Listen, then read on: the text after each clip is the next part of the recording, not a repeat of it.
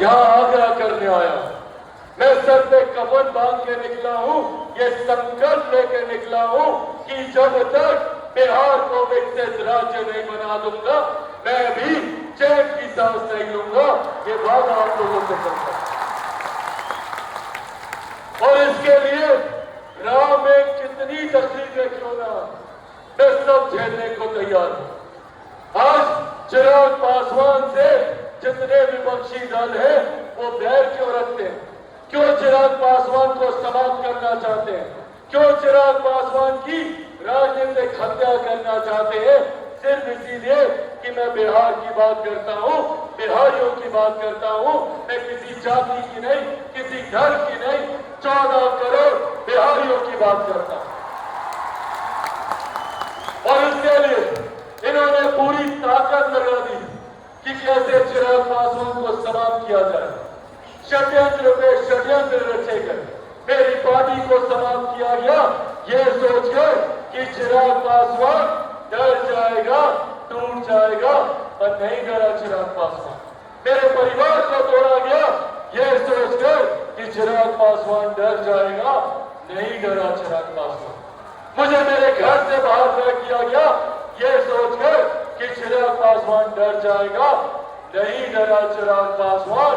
क्योंकि जो लोग ये सोचते हैं कि इन बातों से चिराग पासवान डर जाएगा, वो भूल जाते हैं कि चिराग पासवान शेर का बेटा है, रामविलास पासवान का बेटा।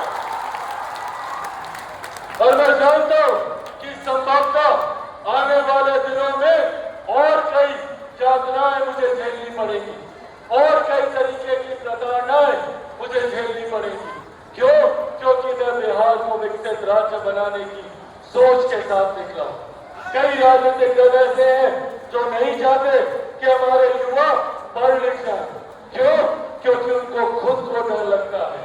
खुद ने शिक्षा हासिल नहीं की तो वो डरते हैं कि अगर यहाँ का युवा पढ़ लिख गया तो उनसे सवाल करेगा, उनसे अपने हक अधिकार की मांग करेगा।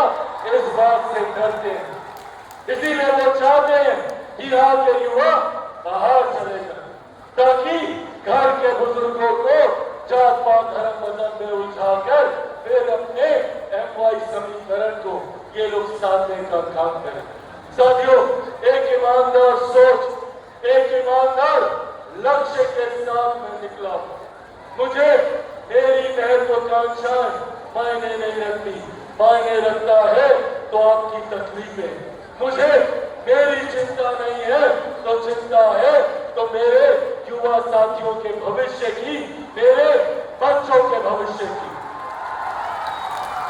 और आने वाली पीढ़ी के उज्जवल भविष्य के लिए मैं कुछ भी करने को तैयार हूं। मैं किसी भी तरीके की तकलीफ सहने को तैयार हूं।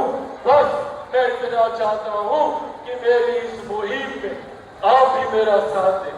मैं चाहता हूं कि बिहार फर्स्ट, बिहारी फर्स्ट की सोच को आप लोग घर घर तक पहुंचाने का काम करें। चिराग पासवान अकेला इसमें कुछ नहीं कर सकता।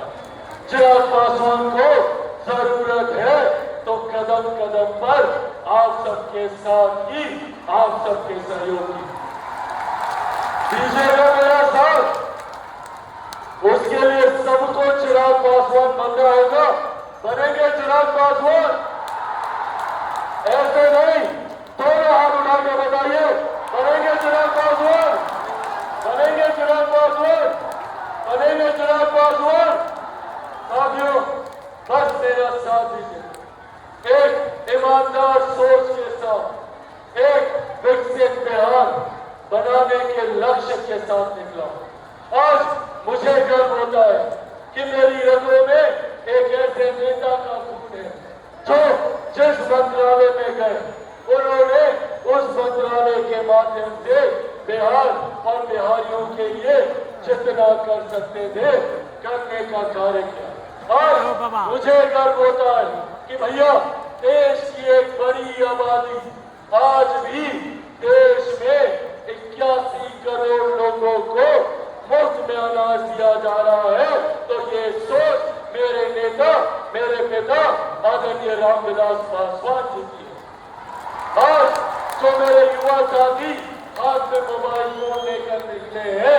ये मोबाइल फोन मेरे नेता आदरणीय रामविलास पासवान जी की सोच है। उनका सपना था कि ये मोबाइल फोन हर रिक्शा वाला, हर ठेला वाला के हाथ में हो, बैनर के भाव ये मोबाइल फोन बिके। इस सपने के साथ उन्होंने इसको घर घर पहुंचाने का कार्य किया। साथियों, उनकी इसी सोच को आगे लेकर चलने का कार्य कर, उनके इसी अधूरे सपने को पूरा करने का प्रयास कर रहा। आज मुझे गर्व होता है कि मेरी रगों में एक ऐसे नेता का खून है जिन्होंने 5 दशक से ज्यादा, 50 साल से ज्यादा जिन्होंने हमारे बिहार को देने का काम किया, सार्वजनिक जीवन में रहने का काम किया। और इन 50 सालों में कोई 1 रुपया तो क्या, 1 पैसे तक का आरोप मेरे नेता पे नहीं लगा सकता। इस बात का गर्व है मुझे। साथियों, इसी सोच के साथ चिराग पासवान आगे बढ़ रहा और मैं खास तौर पे अपने युवा साथियों से इस बात का आह्वान करूंगा। अब चुनाव दूर नहीं है, ऐसे में आप सबको एकजुट होकर, एकत्रित होकर, जात पात धर्म मजहब से उठकर, अगर हिंदुस्तान में कोई एक फर्क है, कोई एक भेद है, तो वो बस इतना कि एक अमीर जो अमीर होता जा रहा है, दूसरा गरीब जो गरीब होता जा रहा है। जब तक इस अमीरी गरीबी की खाई को हम लोग भरने का काम नहीं करेंगे, तब तक हम लोग विकसित बिहार का निर्माण नहीं कर पाएंगे। और यकीन मानिए, इस गरीबी जाति में हर जात पात धर्म मजहब के लोग हैं। जरूरत है उन्हें सबको एक साथ लेकर, सबको एकजुट कर आगे बढ़ने की। साथियों, मेरी इस लड़ाई में मैं निरंतरता में बिना डरे, बिना झुके, बिना घबराए आगे बढ़ने का काम कर रहा हूं। बस इससे आप सबका मजबूत साथ मुझे, मेरे पार्टी के तमाम नेता कार्यकर्ताओं का हौसला बढ़ाने का काम करेंगे।